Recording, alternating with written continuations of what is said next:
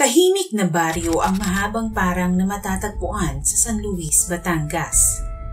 Magpahanggang sa ngayon ay marami pa rin sa lugar na ito ang may mga madadamong bahagi at nasa halos 800 lamang ang populasyon dito noong 2015. Madalang ang krimen na napapaulat sa lugar na ito, ngunit isang karumal-dumal na pangyayari ang naganap dito ang hindi malilimutan ng mga taga rito. May 3 dekada na ang nakakalipas. Taong 1994 nang madiskubre ang bangkay ng isang guro sa Sapa na matatagpuan sa boundary ng Barangay Mahabang Parang at Barangay Banoyo sa San Luis, Batangas. Nakadapa ang biktima, walang saplot at nakapulupot sa kanyang liig ang sariling hop slip. Sa itsura ng biktima ay pinagsamantalahan muna ito bago pinatay, saka itinapon sa sapa. Kinilala ang biktima na si Nancy Siscar, isang baguhang guro ng Mahabang Parang Elementary School. Bakit nga ba niya sinapit ang madilim na trahedya? At sino ang may gawa noon sa kaawa-awang biktima? Balikan natin ang kasong gumimbal sa buong bayan ng San Luis, Batangas.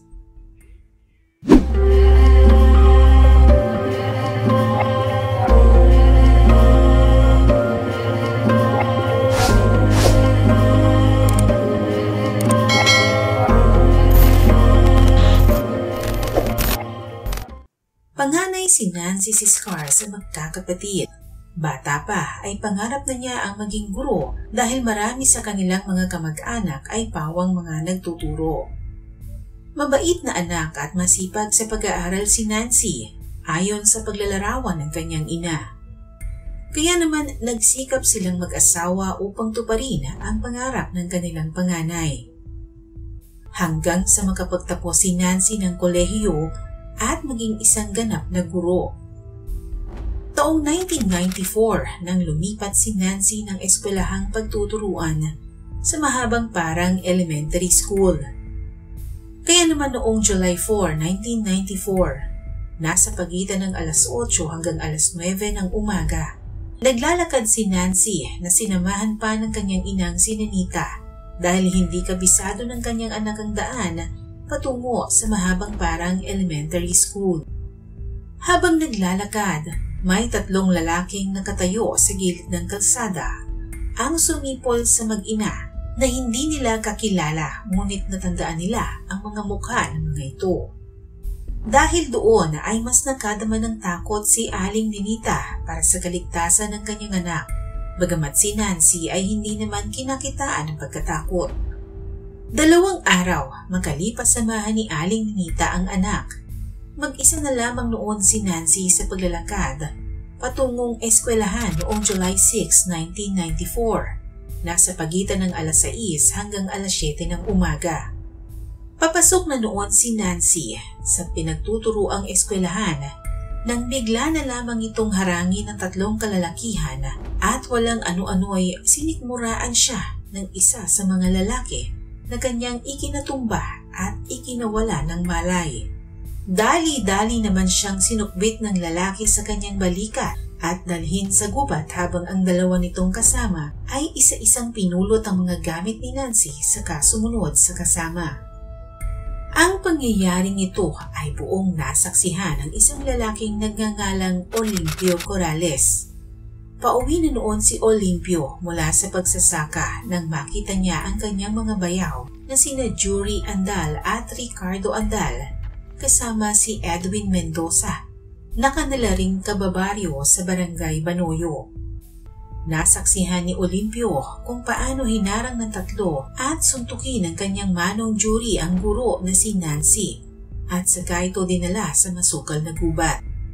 Sa labis na pagkabigla sa kanyang nakita, nagmamadaling umuwi si Olimpio sa kanilang tahanan sa Barangay Banoyo.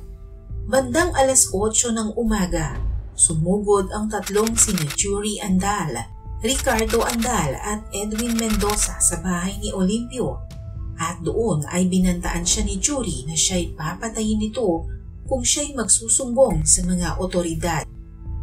Makalipas ang ilang araw na paghahanap ng pamilya ni Nancy, isang report ang natanggap ng San Luis Police Station tungkol sa isang bangkay na natagpuan sa sapa sa boundary ng Barangay Banoyo at Barangay Mahabang Parang.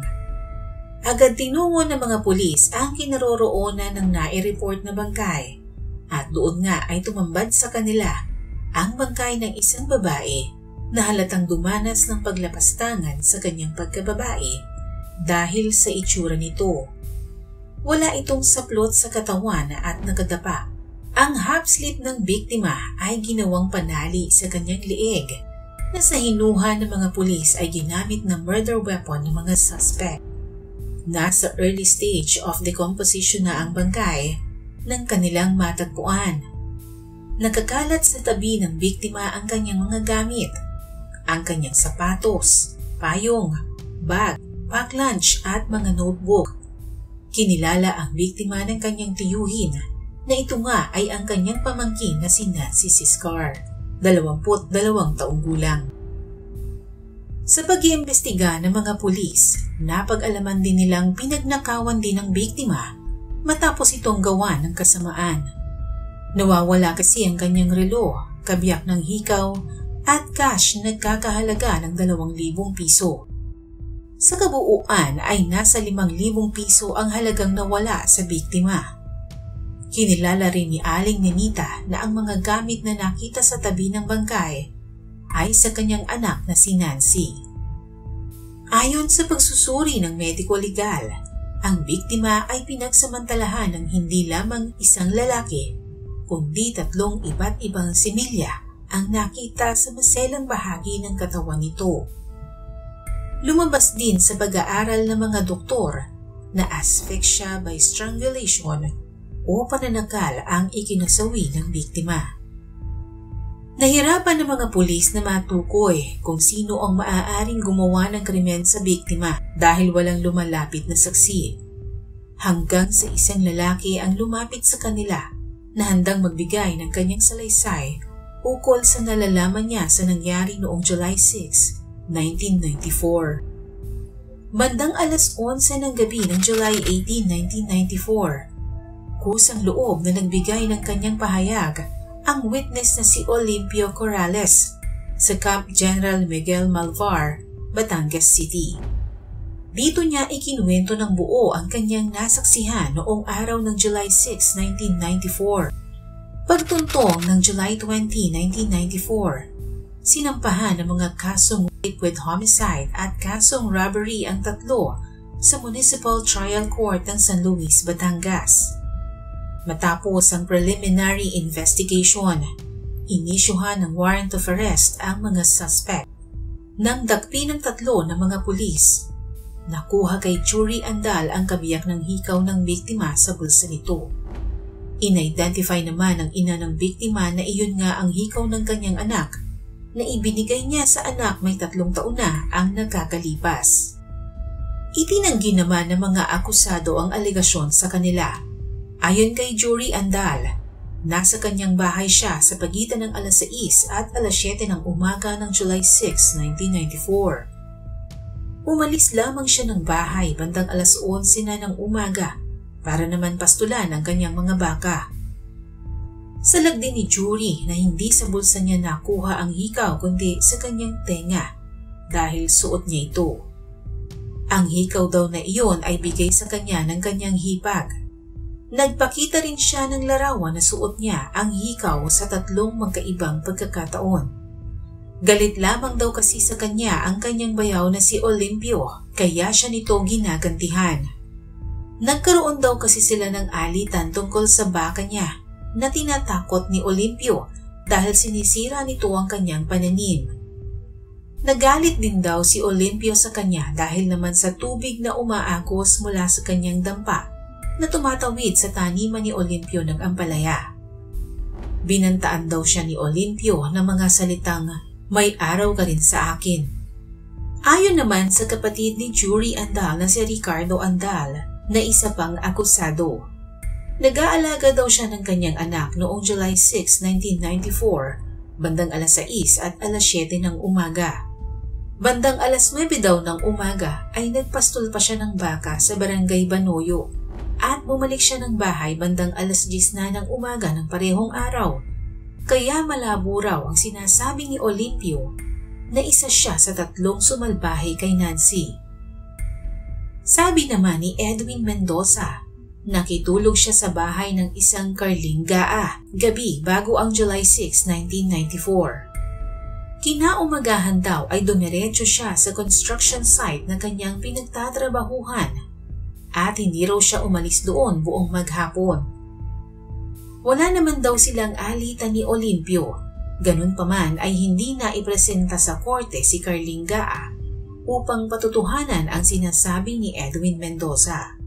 Bagamat todo tanggi ang depensa sa partisipasyon nila sa krimen, napatunayan naman ng prosekusyon ang katotohanan sa mga pahayag ng witness na si Olimpio Corrales.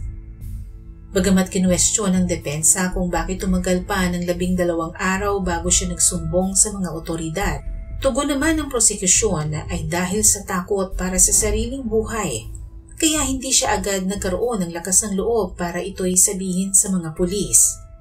Isa pa, maaaring tinimbang muna ni Olimpio ang sitwasyon dahil hindi iba sa kanya ang mga akusado, lalo't 2 sa mga ito ay kapatid ng kanyang asawa. Ayon pa sa korte, sapat ang mga circumstantial evidence upang patunayan ang pagkakasangkot ng 3 akusado sa krimen. Hindi rin napatunayan ng depensa ang kani-kanilang alibay tungkol sa kinaroroonan nila nang maganap ang krimen.